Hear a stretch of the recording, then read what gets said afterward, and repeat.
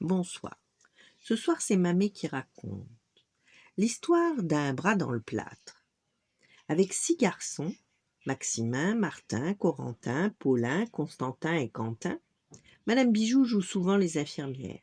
Une coupure par-ci, une écorchure par-là, une égratignure par-ici et une raflure par-là-bas.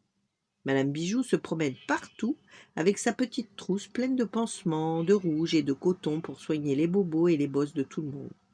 Seulement cette fois-ci, la trousse à pharmacie est inutile. Paulin est grimpé dans un arbre et il n'a pas su en redescendre. Ou plutôt si, il est redescendu un peu trop vite. Paulin est tombé par terre et son bras est tout tordu. Alors, en avant, direction l'hôpital. À l'hôpital, il y a des gens en blanc partout et ça sent une drôle d'odeur. Paulin n'est pas très rassuré. Ils vont me couper le bras demande-t-il à sa maman. Mais bien sûr que non. Le docteur va faire une radio de ton bras. C'est un peu comme une photo, mais ça fait pas mal du tout. Ainsi, le docteur pourra venir voir l'os à l'intérieur et repérer où il est cassé, puis il te fera un plâtre pour le remettre droit. Paulin se souvient de son grand cousin qui a eu un plâtre lui aussi. Ça fait mal demande-t-il. Mais pas du tout, le rassure sa maman. Et c'est lourd? Pas trop, mais c'est un peu gênant. Et je devrais le porter pendant longtemps? Pendant quelques semaines, répond le docteur qui vient d'arriver. Mais après, ton bras sera comme neuf, et puis tu vas te faire chouchouter. Paulin sourit. Il a l'air très gentil, ce docteur, et rigolo en plus. Il lui enfile le bras dans une drôle de chaussette percée au bout pour laisser apparaître ses doigts, puis il enroule délicatement une large bande humide autour de la chaussette. Il faut attendre un peu pour que le plâtre durcisse, dit le docteur. Et en effet, quelques minutes plus tard, le plâtre est si dur que l'on peut faire toc-toc dessus.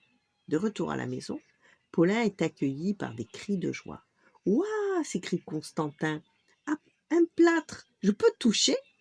Paulin est très fier. Il passe pour un héros aux yeux de ses frères. « Je pourrais t'aider à faire ton cartable, » propose Maximin. « Tu veux dormir dans mon lit ?» offre Martin.